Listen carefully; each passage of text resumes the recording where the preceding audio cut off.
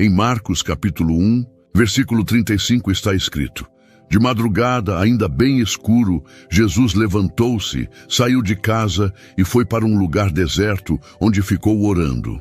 Veja bem, o Filho de Deus, aquele que tinha total comunhão com o Pai, acordava antes do sol nascer para estar a sós com Deus.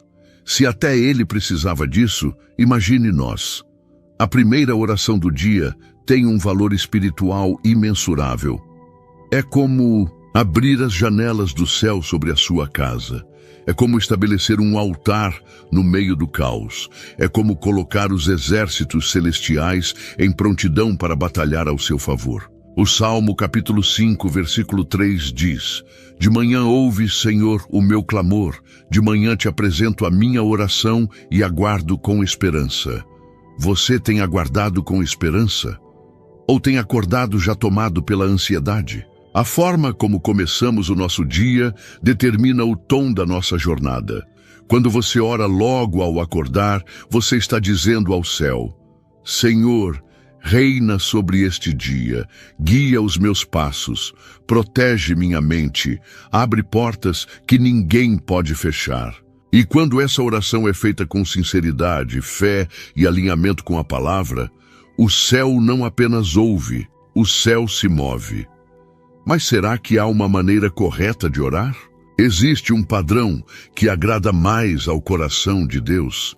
Sim, e não estamos falando de fórmulas ou repetições vazias. Estamos falando de atitudes espirituais que têm base bíblica e que atraem a presença divina. Comece com gratidão.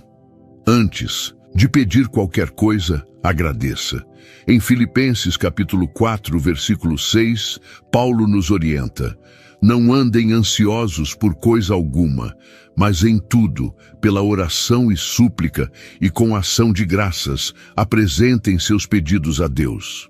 A gratidão abre as portas da sala do trono. É como dizer: Pai, antes de qualquer coisa, eu reconheço o que o Senhor já fez por mim. Em seguida, declare quem Deus é. Louve, exalte. Diga com a sua própria boca: tu és santo, justo, fiel, meu refúgio, meu Pai, meu amigo. Isso não é apenas adoração, é guerra espiritual. Porque quando você exalta o nome de Deus, você diminui o tamanho dos seus problemas. Quando você eleva os olhos ao céu, os gigantes da terra perdem a força. Depois, apresente suas petições com fé. Não como quem joga palavras ao vento, mas como quem fala com um pai que ouve e responde. Hebreus capítulo 11, versículo 6, nos lembra: sem fé é impossível agradar a Deus, pois quem dele se aproxima precisa crer que ele existe e que recompensa aqueles que o buscam. Ou seja, cada vez que você ora, Deus se inclina para ouvir. E mais do que isso, ele age. Agora pense comigo. Quantas vezes você orou de manhã sem fé? Quantas vezes repetiu palavras sem se conectar com o céu? Deus não se move por quantidade de palavras, mas pela profundidade do seu coração. Não se trata de quanto tempo você ora, mas de como você se entrega nesse momento. E aqui vai algo poderoso. Ore a palavra. Quando você ora as promessas de Deus, você está literalmente declarando verdades que já foram liberadas sobre você. Isaías capítulo 55, versículo 11 diz: assim é a minha palavra que sai da minha boca. Ela não voltará para mim vazia, mas fará o que desejo e atingirá o propósito para o qual a enviei. Quando você diz, por exemplo: Senhor, eu declaro que sou mais que vencedor, como está escrito em Romanos capítulo 8, versículo 37, você está liberando o poder da Escritura sobre sua vida.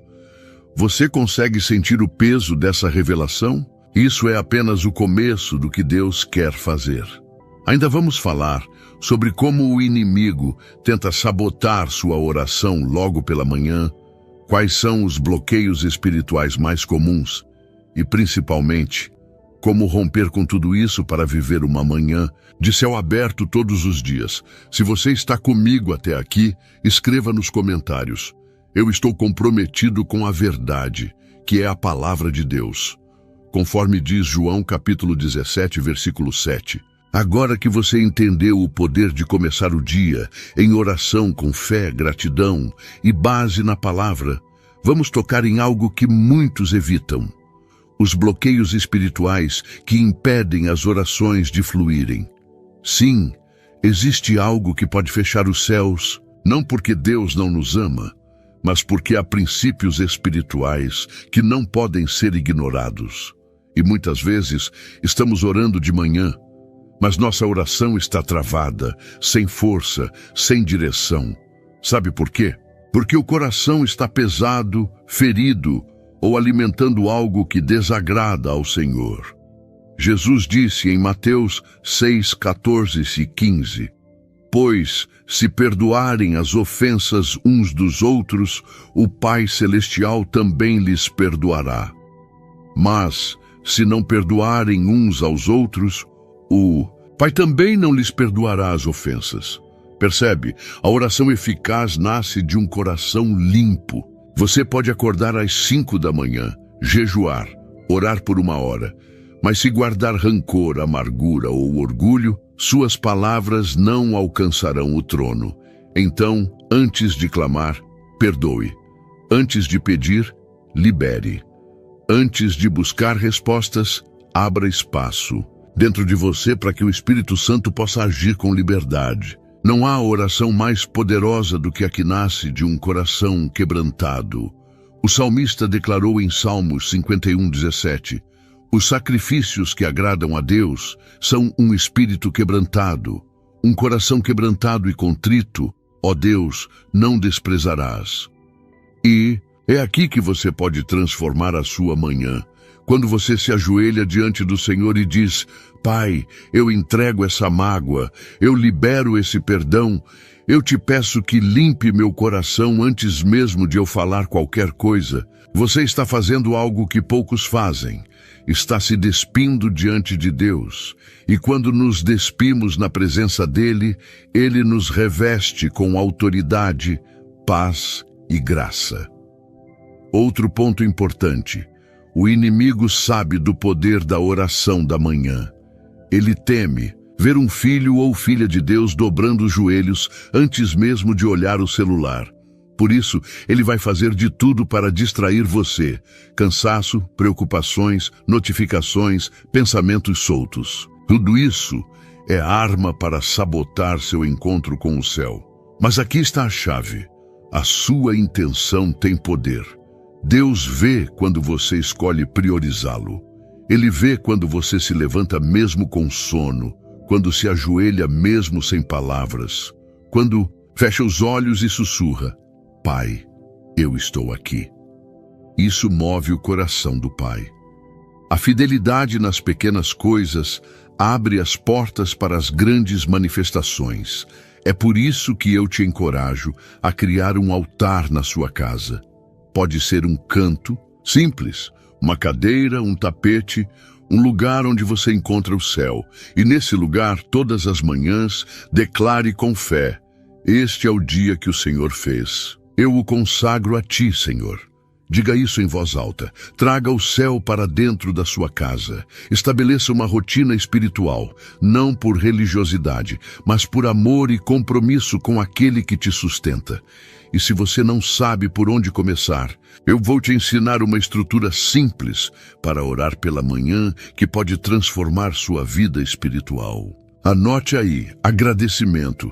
Agradeça pela vida, pela proteção, pelo novo dia. Arrependimento. Peça perdão por tudo que pode entristecer o Espírito Santo. Entregue o dia, sua agenda, seus pensamentos e emoções a Deus. Petição. Peça direção, sabedoria, provisão, proteção, declaração da palavra, profetize versículos sobre sua vida. Silêncio. Fique alguns segundos em silêncio, ouvindo a voz de Deus no seu espírito. Você não precisa ser eloquente. Você só precisa ser sincero. Deus responde a um coração sincero, com mais intensidade do que a um discurso perfeito. É no quarto secreto, no silêncio da manhã, que grandes batalhas espirituais são vencidas antes mesmo de o mundo despertar. E agora, quero te lembrar de algo poderoso.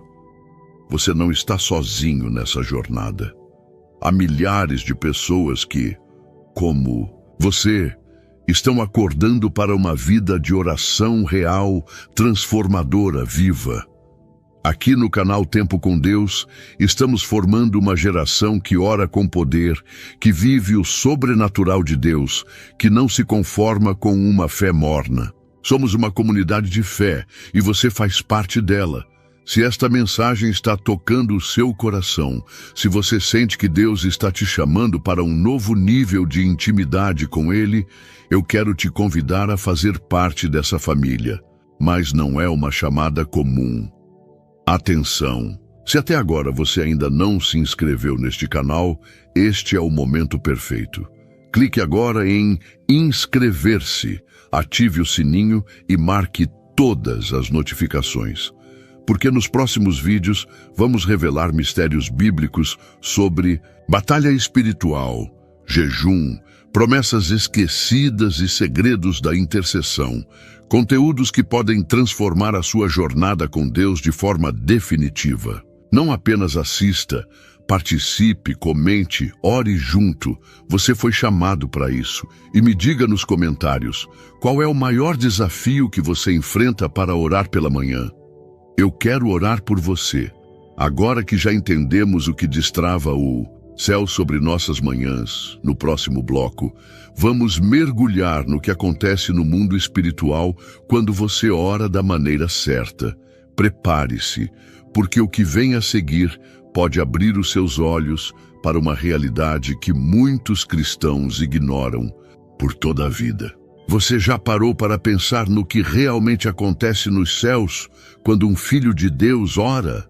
Especialmente quando essa oração é feita logo ao amanhecer, antes que os ruídos do mundo ocupem a mente, quando o coração ainda está sensível e desperto para a presença divina? Amados irmãos, a paz do Senhor Jesus Cristo. Eu sou Pedro Silva e este é o canal Tempo com Deus. E agora, nesta etapa da nossa jornada, quero te convidar a mergulhar comigo num entendimento espiritual profundo. A palavra nos revela que há um mover invisível, mas real, acontecendo ao nosso redor. Anjos em ação, respostas sendo liberadas, barreiras sendo quebradas. Sim, quando você ora assim pela manhã, os céus se movimentam ao seu favor. Veja o que está escrito no livro do profeta Daniel, capítulo 10, versículos 12 e 13. Então me disse, não temas, Daniel, porque desde o primeiro dia em que aplicaste o teu coração a compreender e a humilhar-te perante o teu Deus, foram ouvidas as tuas palavras. E por causa das tuas palavras é que eu vim. Mas o príncipe do reino da Pérsia me resistiu por 21 dias. Aqui vemos algo extraordinário. A oração de Daniel foi ouvida no primeiro dia, mas houve uma batalha espiritual nos céus para que a resposta chegasse até ele. Você entende isso? A sua oração não é uma simples conversa. Ela é um decreto no mundo espiritual. Ela ativa os exércitos celestiais e o inimigo sabe disso. Por isso, ele tenta te manter ocupado, distraído, com sono ou até mesmo desmotivado espiritualmente. Mas quando você resiste a essas artimanhas e se coloca de pé ou de joelhos diante de Deus nas primeiras horas do dia, você está tocando o coração do céu e abalando os alicerces do inferno. Há uma força tremenda em levantar-se cedo para buscar o Senhor. Jesus mesmo fazia isso. Está em Marcos capítulo 1, versículo 35. De madrugada, ainda bem escuro, Jesus levantou-se, saiu de casa e foi para um lugar deserto, onde ficou orando. Se o próprio Filho de Deus sentia a necessidade de orar ao Pai logo pela manhã, o que nos faz pensar que podemos viver um dia inteiro sem nos conectar com Ele primeiro? A oração matinal não é apenas uma rotina devocional, é uma arma de guerra. É o momento onde você coloca sua armadura espiritual, descrita em Efésios, capítulo 6. É quando você declara: hoje não vou andar na carne, mas no Espírito. Hoje o medo não vai dominar minha mente. Hoje não viverei pelos meus sentimentos, mas pela fé em Cristo. Quantas decisões erradas são tomadas simplesmente porque não oramos ao acordar? Quantas palavras lançadas que ferem, quantas reações impensadas, quantas oportunidades perdidas, quantas ciladas não discernidas, tudo porque deixamos passar o momento de consagração no início do dia. Irmão, irmã, quando você ora assim de manhã, você está ativando um escudo ao seu redor. Você está se alinhando com a vontade de Deus para as próximas 24 horas. E mais, a sua oração não afeta apenas você. Quando um crente ora de manhã, ele abençoa sua casa, sua família, seu local de trabalho, seus projetos. Em Gênesis capítulo 19, versículo 29, a Bíblia diz que, quando Deus destruiu as cidades da planície, ele lembrou-se de Abraão e tirou Ló do meio da catástrofe. Veja que impressionante. Foi por causa da intercessão de Abraão que Deus salvou Ló. Ou seja, a sua oração pode salvar pessoas que você ama, mesmo quando elas estão distantes ou até mesmo desviadas. Você está entendendo o nível disso? Quando você ora com propósito, com sinceridade, com fé, o céu se curva para ouvir. O trono de Deus se abre para receber sua voz. As cadeias espirituais começam a se romper, os anjos são comissionados e o Espírito Santo começa a alinhar o seu coração com os planos do Pai. Mas há algo mais. E talvez isso seja o que você mais precisa ouvir hoje. A sua oração da manhã é também o momento onde Deus renova a sua identidade espiritual. Porque durante o dia somos bombardeados com mentiras do inimigo. Você não é suficiente. Você está sozinho. Deus te esqueceu. Não vai dar certo. Mas ao orar logo cedo, Deus te lembra: você é meu filho amado. Eu estou com você. Eu sou o seu pastor e nada lhe faltará. A oração tem esse poder: calar a voz do inimigo e amplificar a voz de Deus dentro de você. E agora eu te pergunto: quantos dias você tem começado no piloto automático sem buscar a presença dele primeiro? Quantas bênçãos você pode ter perdido por simplesmente não alinhar seu espírito com o céu nas primeiras horas da manhã? Deixe nos comentários sua resposta. E se você ainda não escreveu, declare: eu estou comprometido com a verdade, que é a palavra de Deus. João capítulo 17, versículo 17. Antes de passarmos à última parte deste vídeo, a mais forte e impactante, quero deixar algo no seu coração. Nunca subestime uma oração feita de madrugada ou pela manhã.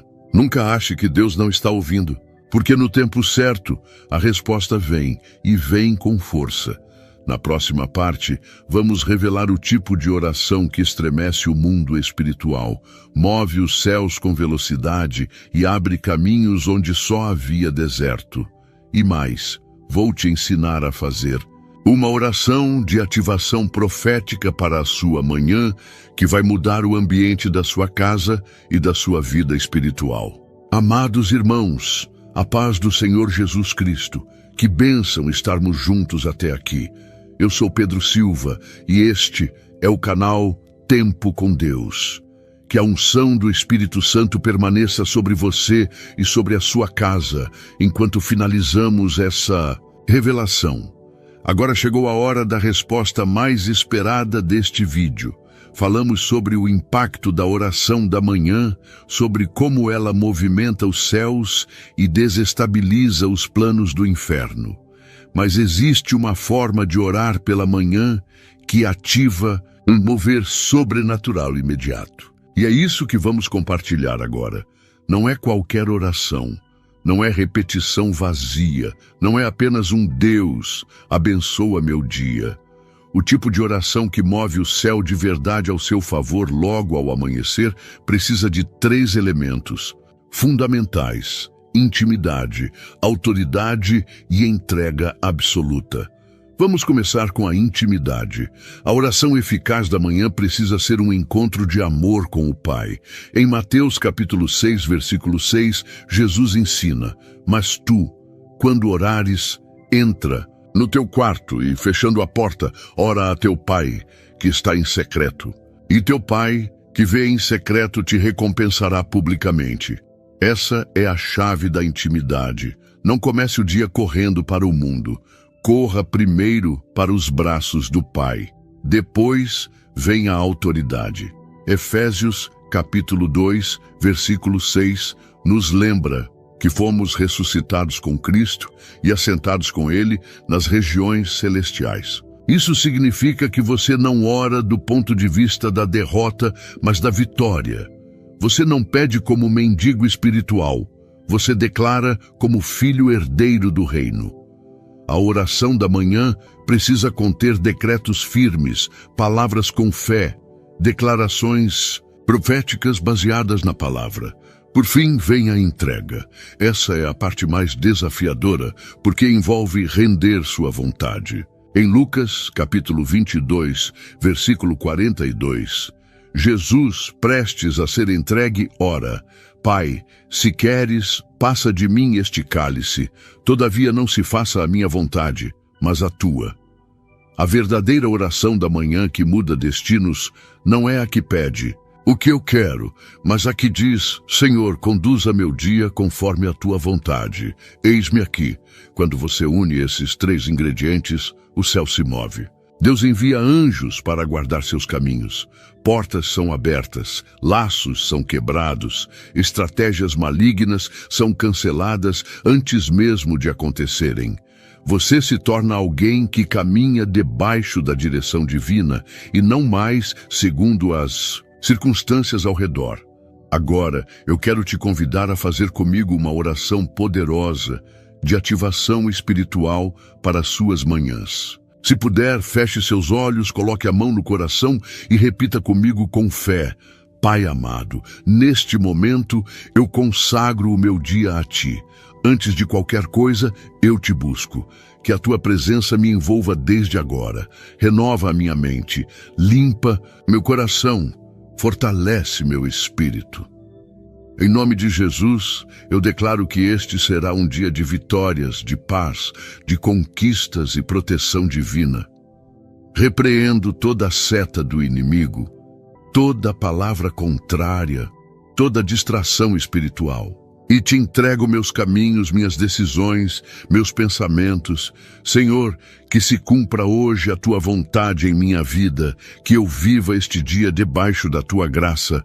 Em nome de Jesus, amém. Você sentiu isso?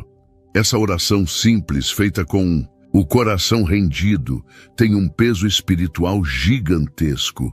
Porque não são as muitas palavras que movem o céu, mas a sinceridade e a fé com que as pronunciamos. E eu te digo mais: se você transformar essa oração em um hábito diário, você vai ver sua vida mudar radicalmente. Não porque os problemas vão desaparecer, mas porque você estará revestido do alto, cheio da paz, que excede o entendimento e andando pela fé e não pelo que vê. Como disse Charles Spurgeon, o príncipe dos pregadores, a oração é o elo de comunicação entre a fraqueza humana e a onipotência divina. Nunca subestime uma oração feita com fé logo pela manhã. Ela é como um comando espiritual que ordena o alinhamento do seu dia com o reino de Deus. E para encerrar, eu deixo esta palavra sobre sua vida profeticamente. O Senhor está diante de ti neste dia. Ele te guarda, te livra, te instrui, e nenhuma arma forjada contra ti prosperará, porque o sangue de Jesus está sobre você e sua casa. A bênção de Deus Pai, Filho e Espírito Santo está sobre você agora. Em nome de Jesus, amém. Se Esta mensagem tocou o seu coração. Inscreva-se agora no canal Tempo com Deus, ative o sininho, deixe seu like e compartilhe este vídeo com alguém que precisa começar o dia sob a direção de Deus. Escreva aqui nos comentários: eu estou comprometido com a verdade, que é a palavra de Deus. João, capítulo 17, versículo 17. E não saia daqui sem ver os 2 vídeos que estão na tela final. Um deles continua essa linha de oração e despertamento espiritual. E o outro revela um dos maiores mistérios ocultos nas orações de Jesus. Você precisa assistir. E se você ainda não entregou sua vida a Cristo, faça isso agora mesmo. Diga: Senhor Jesus, eu te aceito como meu único e suficiente Salvador. Perdoa meus pecados, escreve meu nome no livro da vida e guia meus passos a partir de hoje. Procure uma igreja cristã próxima de você. Não caminhe sozinho. Você é precioso para Deus e Ele tem uma jornada gloriosa para a sua vida. Que a paz do Senhor te acompanhe. Até a próxima, aqui no canal Tempo com Deus. Deus te abençoe ricamente. Por que Ele nos leva à solidão antes de nos usar? Porque quando há muitas vozes, você não consegue ouvir a voz certa. Quando há muitas opiniões, você não consegue discernir a direção certa. Quando há muitas distrações, você não consegue focar no propósito certo. Então Deus cria o silêncio. E nesse silêncio, Ele vai testar se você consegue confiar nele sem ver. Se você consegue crer nele sem entender. Se você consegue segui-lo sem mapas. Moisés passou 40 anos no deserto antes de liderar Israel. 40 anos cuidando de ovelhas que não eram suas, em uma terra que não era a sua, longe de tudo o que ele conhecia. Ele tinha sido príncipe no Egito, tinha educação, poder, influência. Mas Deus o tirou de tudo isso e o colocou no deserto. Por quê? Porque Deus precisava quebrar a dependência de Moisés nos sistemas humanos. Precisava ensinar Moisés a ouvir sua voz acima de todas as outras vozes. Precisava fazer de Moisés um homem que não se impressionava com Faraó, porque já tinha visto a glória de Deus. Davi passou anos nas cavernas antes de sentar no trono. Ele foi ungido rei quando ainda era jovem. O profeta Samuel derramou o óleo sobre sua cabeça e declarou que ele seria o próximo rei de Israel. Mas entre a unção e a coroação, houve anos de fuga, anos de solidão, anos de se esconder em cavernas, cercado apenas por um punhado de homens desesperados. E foi exatamente ali, na solidão das cavernas, que Davi escreveu os salmos que até hoje consolam milhões. Foi ali que ele aprendeu a clamar a Deus. Foi ali que ele desenvolveu uma intimidade com Deus que fez dele um homem segundo o coração de Deus. Paulo passou 3 anos na Arábia antes de começar seu ministério. 3 anos no deserto, 3 anos sem plateia, 3 anos sem aplausos. E o que ele fez ali? Ele encontrou Jesus de uma forma tão profunda que quando finalmente começou a pregar, sua mensagem não vinha de homens, mas de uma revelação direta de Deus. Gálatas 1:11-12 declara: Irmãos, quero que saibam que o evangelho por mim anunciado não é de origem humana. Não o recebi de pessoa alguma, nem me foi ensinado. Ao contrário, eu o recebi de Jesus Cristo por revelação. E Jesus, o próprio Filho de Deus, passou 40 dias no deserto antes de iniciar seu ministério público. 40 dias sozinho. 40 dias jejuando. 40 dias sendo tentado pelo diabo.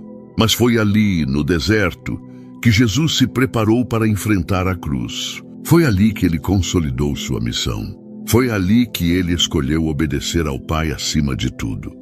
Isaías 30:15 declara: no retorno e no descanso vocês serão salvos, na tranquilidade e na confiança está a força de vocês. Mas muitos de nós tememos a solidão, tememos o silêncio. Corremos para o barulho porque não sabemos como lidar com o vazio. Enchemos nossa vida de atividades, de relacionamentos, de distrações, porque temos medo de ficar a sós com nós mesmos e com Deus. Mas é exatamente no vazio que Deus fala mais alto. É no deserto que ele revela quem ele realmente é. É na solidão que ele nos transforma. Você sabe por quê? Porque quando você está sozinho, suas máscaras caem. Quando você está sozinho, suas defesas desmoronam. Quando você está sozinho, você não pode mais fingir. Você não pode mais se esconder atrás de títulos, de posições, de conquistas. É só você e Deus.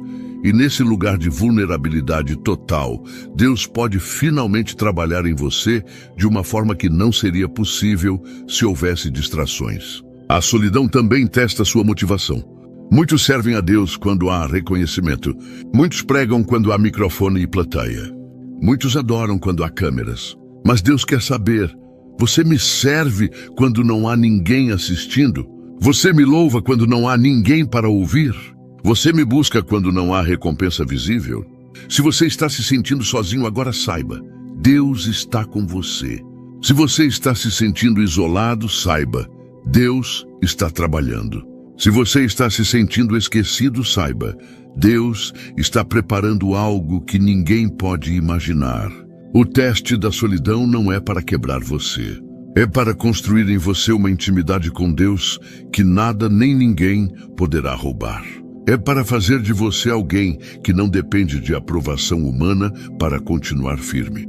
É para transformar você em alguém que conhece a voz de Deus tão profundamente que nenhuma outra voz pode confundi-lo.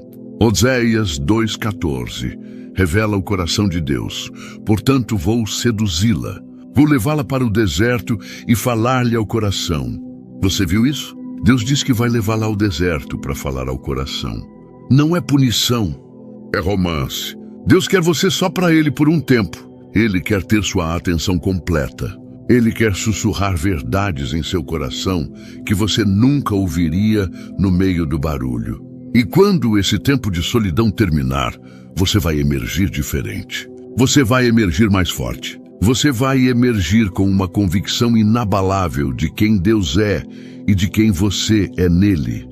E quando Deus finalmente te colocar no palco que Ele preparou para você, as multidões não vão te distrair. Os aplausos não vão te envaidecer. As críticas não vão te abalar, porque você já passou pelo teste da solidão. E você sabe que a aprovação que importa não vem das pessoas, vem de Deus. O segundo teste é o teste da humilhação. Deus vai permitir que você seja rebaixado antes de ser exaltado. Ele vai permitir que você seja mal compreendido, que você seja julgado, que você seja rejeitado. Não porque você merece, mas porque Ele está matando o orgulho que ainda resta em você. E essa é uma verdade difícil de aceitar, porque nós vivemos em uma cultura que nos ensina a nos promover, a nos exaltar, a defender nossa reputação a todo custo. Mas o reino de Deus funciona de forma oposta. No reino de Deus, o caminho para cima é para baixo. O caminho para a grandeza é através da pequenez. O caminho para a honra é através da humilhação. José foi vendido como escravo por seus próprios irmãos. Pense nisso. Ele era o filho amado de Jacó. Tinha recebido uma túnica especial. Tinha recebido sonhos de Deus, mostrando que ele seria grande. Mas seus irmãos o odiavam por causa disso. E num dia, eles o jogaram em uma cisterna e depois o venderam para mercadores ismaelitas. José, que tinha sonhado com autoridade, agora estava sendo vendido como propriedade. José, que tinha visto seus irmãos se curvando diante dele em sonhos, agora estava acorrentado e sendo levado para o Egito como escravo. Você consegue imaginar a humilhação? Você consegue imaginar a dor? Você consegue imaginar as perguntas que passavam pela mente de José? Deus, onde estão os sonhos que tu me deste? Deus, onde está a promessa? Deus, como eu posso ser líder se estou acorrentado? Mas aqui está o que José não sabia naquele momento. A humilhação não era o fim da história, era o começo. Deus estava usando aquela cisterna para matar o orgulho em José. Estava usando aquelas correntes para ensinar José a depender dele. Estava usando aquele rebaixamento para preparar José para uma promoção que seria tão grande que ele precisaria de um caráter ainda maior para sustentá-la. Davi foi desprezado por seus próprios irmãos. Lembra quando Samuel foi à casa de Jessé para ungir um dos filhos como o próximo rei? Jessé chamou todos os seus filhos, menos Davi. Por quê? Porque Davi era o mais novo. Porque Davi não era considerado importante. Ele estava no campo, cuidando de ovelhas, enquanto seus irmãos estavam em casa para a visita do profeta. E quando Samuel disse que Deus não havia escolhido nenhum dos filhos presentes, Jessé teve que mandar buscar Davi, como se ele fosse uma opção secundária, como se ele nem merecesse estar ali. E a humilhação de Davi não parou ali. Quando ele foi levar comida para seus irmãos no campo de batalha e ouviu Golias desafiando Israel, Davi perguntou: quem é esse filisteu incircunciso para desafiar os exércitos do Deus vivo? Mas em vez de apoio, ele recebeu desprezo. Seu irmão mais velho, Eliabe, o repreendeu publicamente, dizendo: por que você desceu até aqui? Com quem você deixou aquelas poucas ovelhas no deserto? Conheço a sua presunção e a maldade do seu coração. Você desceu apenas para ver a batalha. Imagine a dor dessas palavras. Imagine ser acusado de presunção e maldade, quando tudo o que você está fazendo é defender a honra de Deus. Imagine ser humilhado publicamente pelo seu próprio irmão. Mas Davi não reagiu. Ele não se defendeu. Ele não se vingou. Ele simplesmente se virou e continuou perguntando sobre Golias. Por quê? Porque Davi sabia quem ele era em Deus, mesmo quando sua família não sabia. E Jesus, o Filho de Deus, foi humilhado de uma forma que nenhum de nós jamais experimentará. Filipenses 2:6-8 nos mostra que, sendo em forma de Deus, não teve por usurpação ser igual a Deus, mas esvaziou-se a si mesmo, tomando a forma de servo, fazendo-se semelhante aos homens. E achado na forma de homem, humilhou-se a si mesmo, sendo obediente até a morte, e morte de cruz. Jesus tinha todo o direito de ser exaltado. Ele era Deus, mas ele escolheu a humilhação. Ele escolheu se esvaziar. Ele escolheu tomar a forma de servo. Ele escolheu ser obediente até a morte e morte de cruz. A cruz era a forma mais humilhante de execução no Império Romano. Era reservada para os criminosos mais desprezíveis. E Jesus, o Rei dos Reis, morreu dessa forma. Zombado, ridicularizado, despido, pregado em madeira como se fosse o pior dos criminosos. Mas a história não termina na cruz. Filipenses 2:9-11 continua: pelo que também Deus o exaltou sobremaneira e lhe deu um nome que é sobre todo o nome, para que ao nome de Jesus se dobre todo o joelho dos que estão nos céus e na terra e debaixo da terra, e toda língua confesse que Jesus Cristo é o Senhor, para a glória de Deus Pai. A humilhação veio antes da exaltação. O vale veio antes do monte. A cruz veio antes da coroa. E da mesma forma, Deus vai permitir que você seja humilhado antes de ser exaltado. Por quê? Porque a humilhação testa se sua identidade está em Cristo ou nas opiniões das pessoas. Se você precisa de aprovação humana para se sentir valioso, então você não está pronto para ser usado por Deus. Mas se você sabe quem você é em Cristo, mesmo quando o mundo diz o contrário, então você passou no teste. A humilhação também revela o que há em seu coração. Quando você é exaltado, todos são seus amigos. Quando você é reconhecido, todos te apoiam. Quando você está no topo, todos querem estar perto de você. Mas quando você é humilhado, o verdadeiro caráter é revelado. E Deus precisa saber: quando você for humilhado, você vai amarguar ou vai amadurecer? Quando você for rejeitado, você vai se vingar ou vai perdoar? Quando você for mal compreendido, você vai se justificar desesperadamente ou vai confiar que Deus é o seu defensor? Provérbios 29:23 declara: o orgulho do homem o abaterá, mas o humilde de espírito obterá honra. O orgulho leva à queda, mas a humildade leva à honra. E a humilhação é o instrumento que Deus usa para produzir humildade em nós. Porque quando somos humilhados, somos forçados a encarar nossa fraqueza.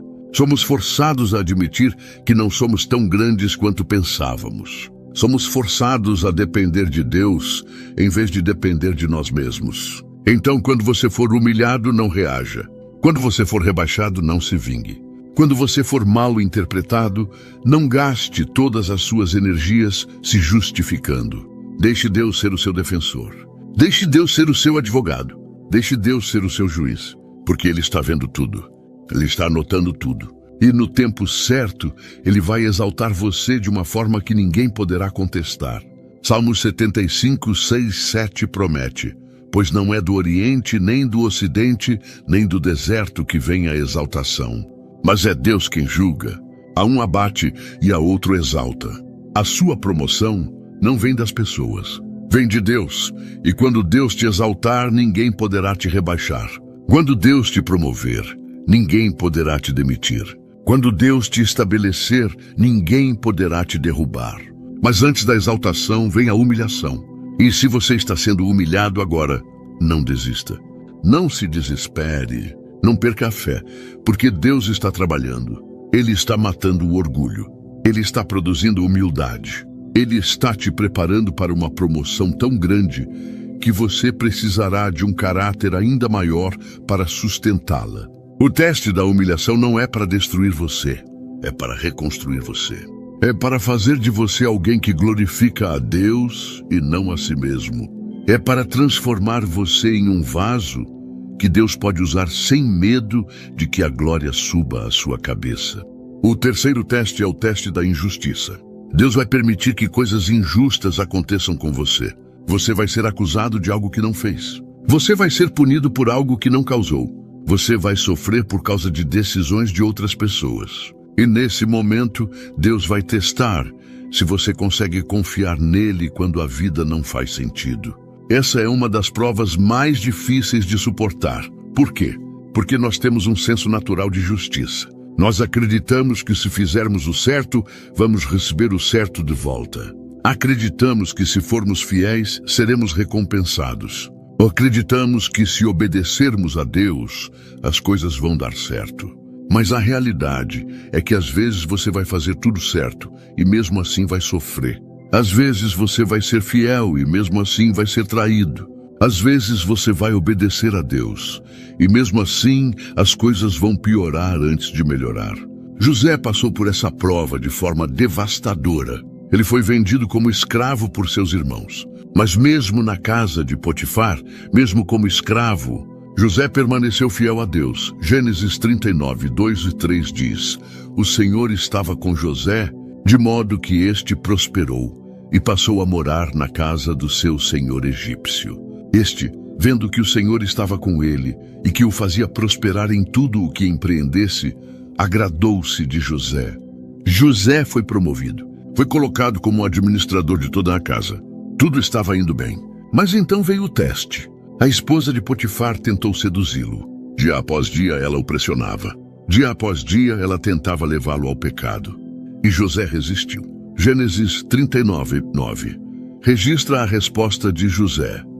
Como poderia eu, pois, cometer tamanha maldade e pecar contra Deus? José escolheu a integridade. Escolheu obedecer a Deus. Escolheu fazer o certo. E qual foi o resultado? Você esperaria que Deus o recompensasse imediatamente, certo? Você esperaria que Deus o promovesse ainda mais por causa de sua fidelidade. Mas o que aconteceu foi o oposto.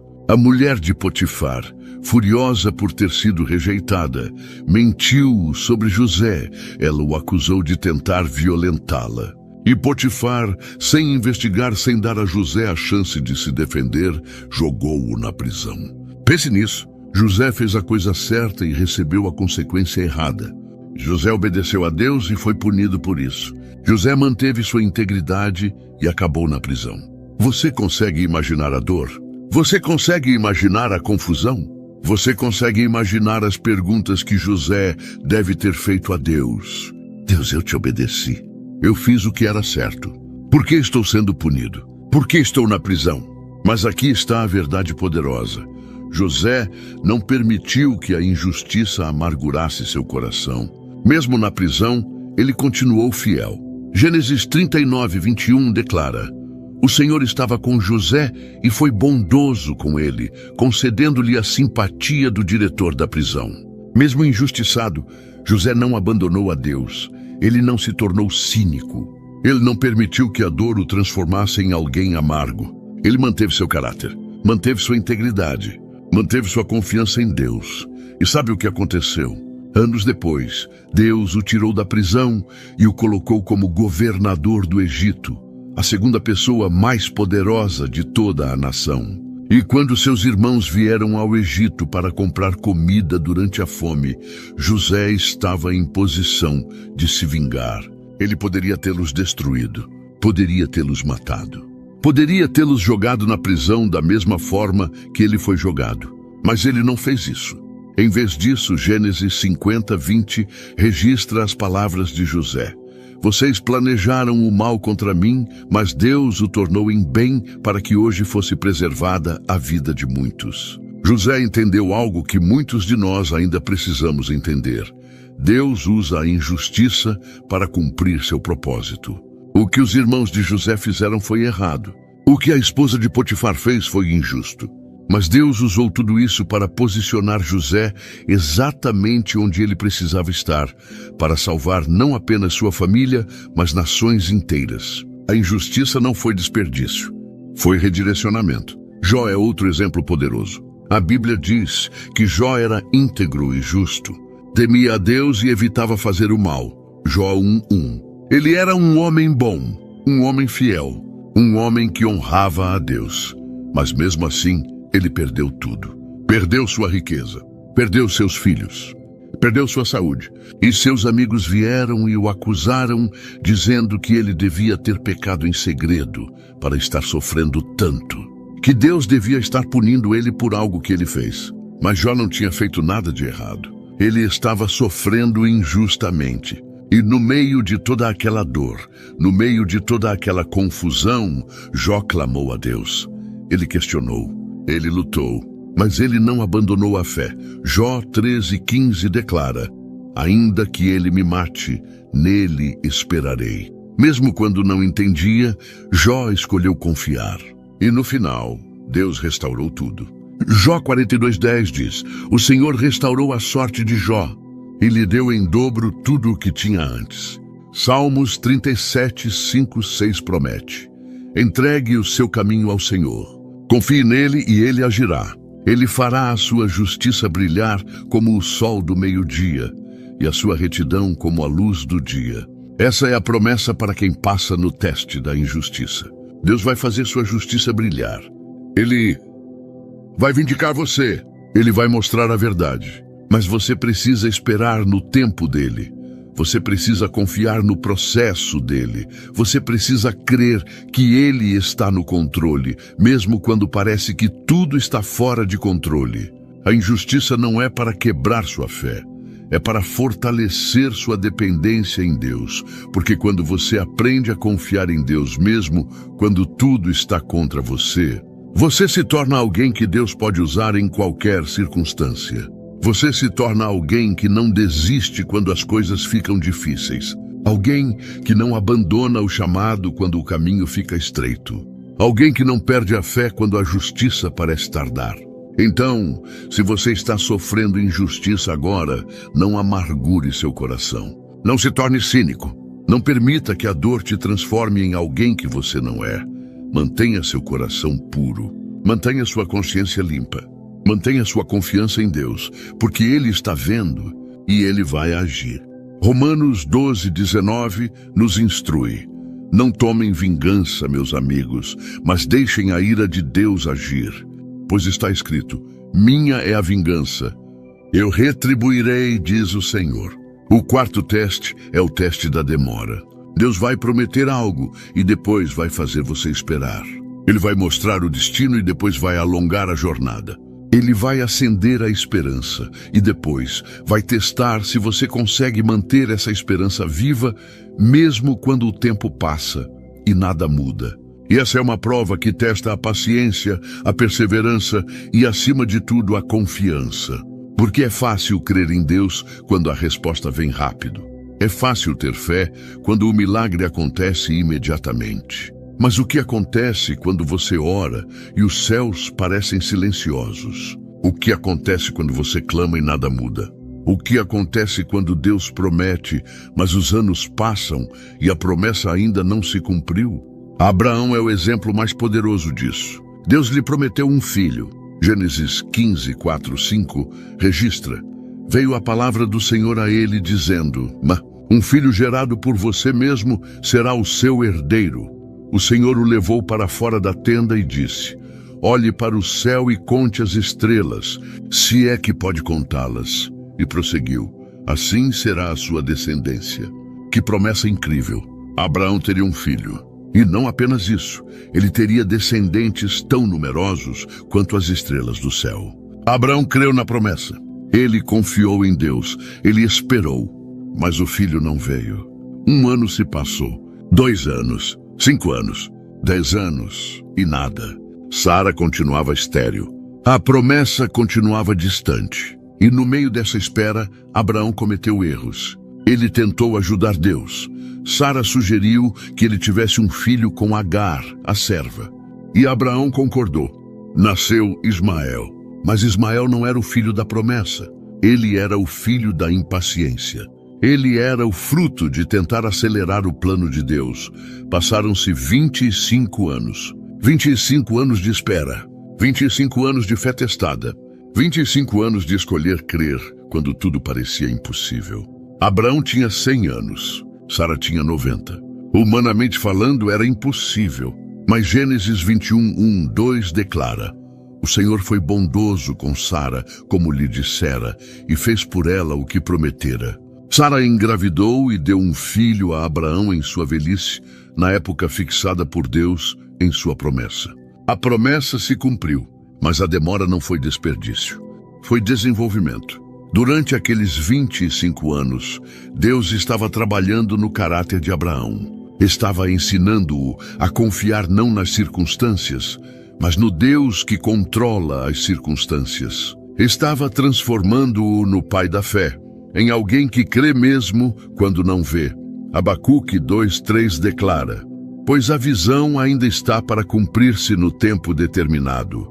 Ela fala do fim e não falhará. Ainda que demore, espere-a, porque certamente virá e não se atrasará. A promessa de Deus não falha, mas ela tem um tempo determinado. E enquanto você espera, Deus está trabalhando em você aquilo que é necessário para sustentar aquilo que Ele prometeu. Porque uma promessa grande exige um caráter grande. Um chamado alto exige uma maturidade alta. Uma unção poderosa exige um vaso preparado. Então Deus usa o tempo de espera para moldar você, para ensinar você, para transformar você. A demora não é negação, é preparação.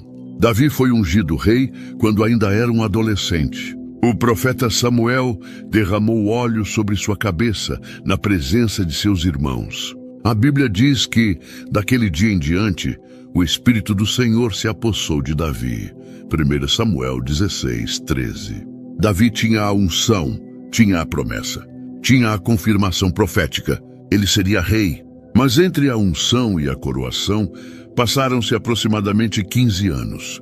15 anos de fuga, 15 anos de perseguição, 15 anos de se esconder de Saul, que queria matá-lo. E durante todo esse tempo, Davi poderia ter questionado a promessa. Ele poderia ter dito: Deus, tu me ungiste rei, mas estou vivendo como um fugitivo. Tu me prometeste o trono, mas estou escondido em cavernas. Davi teve 2 oportunidades de matar Saul e tomar o trono pela força. Seus homens disseram: esta é a oportunidade que Deus está dando a você. Mas Davi recusou. Por quê? Porque ele entendeu algo profundo. A promessa de Deus não precisa de ajuda humana. Se Deus disse que ele seria rei no tempo certo, da maneira certa. Davi não precisava acelerar o processo. Ele só precisava confiar. E quando finalmente Saul morreu e Davi foi coroado rei, ele estava pronto. Ele tinha aprendido a liderar durante aqueles anos nas cavernas. Tinha aprendido a confiar em Deus durante aqueles anos de fuga. Tinha desenvolvido um caráter durante aqueles anos de espera que o qualificou para o trono. Se ele tivesse sido coroado imediatamente após a unção, ele não estaria preparado. A demora foi necessária. José teve sonhos de que seria líder quando era jovem.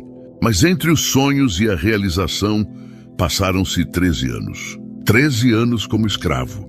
13 anos na prisão. 13 anos de espera. E quando finalmente foi promovido a governador do Egito, ele estava pronto. Ele tinha aprendido administração na casa de Potifar. Tinha desenvolvido caráter na prisão. Tinha sido moldado durante os anos de espera. A mulher com fluxo de sangue em Marcos 5 sofreu por 12 anos. 12 anos de dor. 12 anos de exclusão social. 12 anos de esperanças frustradas. Ela gastou tudo o que tinha com médicos, mas ninguém pôde curá-la. Mas ela não desistiu. Ela continuou buscando. E quando finalmente ouviu falar de Jesus, ela disse: "Se eu tão somente tocar as suas vestes, ficarei curada." Marcos 5:28. Ela se arrastou através da multidão, tocou em Jesus e foi curada instantaneamente. A cura foi instantânea, mas a perseverança foi de 12 anos. E Jesus não apenas a curou fisicamente, ele a restaurou espiritualmente e socialmente. Ele a chamou de filha, Marcos 5:34. Ele não apenas respondeu sua fé, ele honrou sua perseverança. A demora não foi desperdício. Foi o tempo necessário para que sua fé amadurecesse ao ponto de produzir um milagre que glorificaria a Deus. Hebreus 10:36 nos exorta: "Vocês precisam perseverar, de modo que quando tiverem feito a vontade de Deus, recebam aquilo que ele prometeu." A perseverança não é opcional, é essencial, porque entre a promessa e o cumprimento há uma jornada. E nessa jornada muitos desistem. Quantos de nós desistimos na sala de espera? Quantos abandonamos a promessa porque ela demorou mais do que esperávamos? Quantos trocamos o plano de Deus por soluções imediatas, porque não conseguimos confiar no tempo dele? Mas a Escritura nos adverte através de Gálatas 6:9. "E não nos cansemos de fazer o bem, pois no tempo próprio colheremos, se não desanimarmos." O problema é que nós vivemos em uma cultura de gratificação instantânea. Queremos tudo agora. Queremos o milagre imediato. Queremos a resposta rápida. Queremos a promoção instantânea. Mas Deus não trabalha no tempo do micro-ondas. Ele trabalha no tempo da fornalha. Ele não está apenas nos dando o que pedimos. Ele está nos transformando naquilo que precisamos ser para sustentar o que ele vai nos dar. Isaías 40:31 promete: "Mas aqueles que esperam no Senhor renovam as suas forças. Sobem com asas como águias. Correm e não ficam exaustos, andam e não se cansam." Você viu isso? Aqueles que esperam no Senhor não apenas recebem o que estavam esperando. Eles são renovados. Eles são fortalecidos. Eles são transformados. A espera não é passiva, é ativa. É um processo de renovação. E há algo mais que precisamos entender sobre a demora. Deus está orquestrando coisas que nós não podemos ver. Quando José estava na prisão, ele não sabia que Deus estava preparando uma fome no Egito que tornaria José indispensável. Quando Davi estava nas cavernas, ele não sabia que Deus estava removendo Saul do trono para abrir espaço para ele. Quando Abraão estava esperando, ele não sabia que Deus estava esperando o momento certo para que o milagre fosse tão impossível que só Deus pudesse receber a glória. Então, se você está esperando agora, não desista. Se a promessa parece distante, não desanime. Se o tempo está passando e você não vê movimento, não abandone a fé, porque Deus não esqueceu. Ele não mudou de ideia. Ele não cancelou o plano. Ele está apenas esperando o momento certo. E quando esse momento chegar, tudo vai se encaixar de uma forma que só Deus poderia orquestrar. Eclesiastes 3:11 declara: "Deus fez tudo apropriado a seu tempo.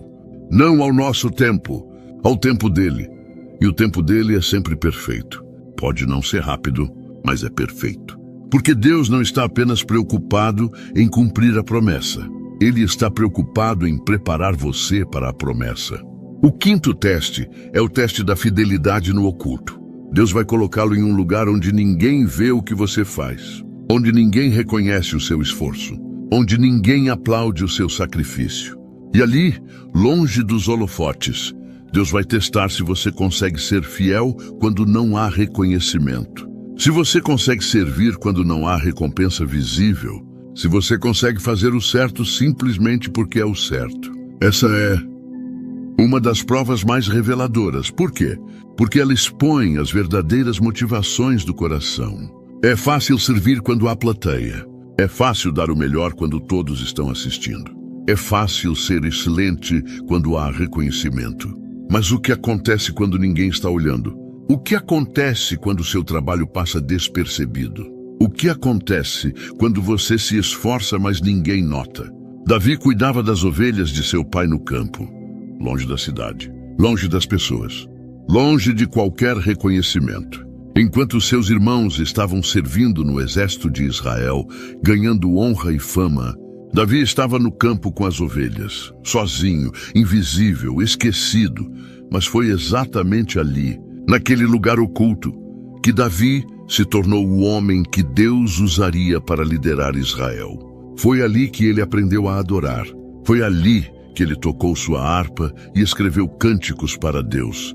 Não porque havia uma audiência, mas porque havia um amor genuíno em seu coração. Foi ali que ele desenvolveu coragem. Quando um leão veio e levou uma ovelha, Davi foi atrás dele e a resgatou. Quando um urso atacou, Davi o matou. Ninguém viu, ninguém aplaudiu, mas Deus viu. E quando chegou o momento de enfrentar Golias, Davi estava pronto. Não porque tinha treinamento militar, mas porque tinha sido fiel no oculto. 1 Samuel 17, 34 e 37 registra as palavras de Davi ao rei Saul. Seu servo toma conta das ovelhas de seu pai. Quando um leão ou um urso vinha e levava uma ovelha do rebanho, eu ia atrás dele, atacava-o e arrancava a ovelha de sua boca. O Senhor que me livrou das garras do leão e do urso, me livrará das mãos desse filisteu. A fidelidade de Davi no campo, onde ninguém via, preparou-o para a batalha no vale, onde todos estavam assistindo. O que ele fez no oculto qualificou-o para o que Deus faria em público. Porque Deus não promove pessoas baseado no que elas fazem quando todos estão olhando. Ele promove baseado no que elas fazem quando ninguém está olhando. José foi fiel na casa de Potifar. Ninguém sabia quem ele era. Ninguém sabia dos sonhos que Deus tinha lhe dado. Ninguém sabia que ele seria governador do Egito. Ele era apenas um escravo. Mas Gênesis 39, 22, 23 declara: por isso, o diretor da prisão encarregou José de todos os que estavam na prisão, e ele se tornou responsável por tudo o que lá se fazia. O diretor não se preocupava com nada do que estava aos cuidados de José, porque o Senhor estava com José e lhe dava bom êxito em tudo o que fazia. José era excelente mesmo quando ninguém estava prestando atenção. Ele era fiel mesmo quando não havia reconhecimento. Ele trabalhava com integridade mesmo quando não havia recompensa. Por quê? Porque José não estava trabalhando para impressionar pessoas. Ele estava trabalhando para honrar a Deus. E Deus viu, e Deus anotou. E quando chegou o tempo certo, Deus o promoveu. Mateus 6,6 ensina: mas quando você orar, vá para seu quarto, feche a porta e ore a seu pai que está em secreto. Então seu pai, que vê em secreto, o recompensará. Deus vê o que ninguém vê. Ele conhece o que ninguém conhece. Ele recompensa o que ninguém reconhece. Mas você precisa ser fiel no oculto, porque a fidelidade no oculto é a prova de que você não está servindo a Deus por causa das pessoas. É a prova de que você não está buscando reconhecimento humano. É a prova de que sua motivação é pura e seu coração é sincero. E quando Deus encontra alguém assim, Ele sabe que pode confiar a essa pessoa algo muito maior. Colossenses 3, 23, 24 exorta: tudo o que fizerem, façam de todo o coração, como para o Senhor, e não para os homens, sabendo que receberão do Senhor a recompensa da herança. É a Cristo, o Senhor, que vocês estão servindo. Você está servindo a Cristo, não ao seu chefe, não à sua igreja, não às pessoas que podem promovê-lo, Você está servindo a Cristo e Ele vê tudo. Então não despreze o lugar oculto. Não deseje os holofotes antes do tempo. Não busque reconhecimento antes da aprovação de Deus. Seja fiel onde você está. Faça o melhor que você pode, mesmo que ninguém esteja olhando. Sirva com excelência, mesmo que ninguém agradeça. Trabalhe com integridade, mesmo que ninguém note. Adore com paixão, mesmo que não haja plateia. O sexto teste é o teste da integridade sob pressão. Deus vai colocá-lo em situações onde seria mais fácil ceder do que resistir. Onde seria mais conveniente mentir do que dizer a verdade. Onde seria mais vantajoso comprometer seus valores do que mantê-los. E ali, sob pressão,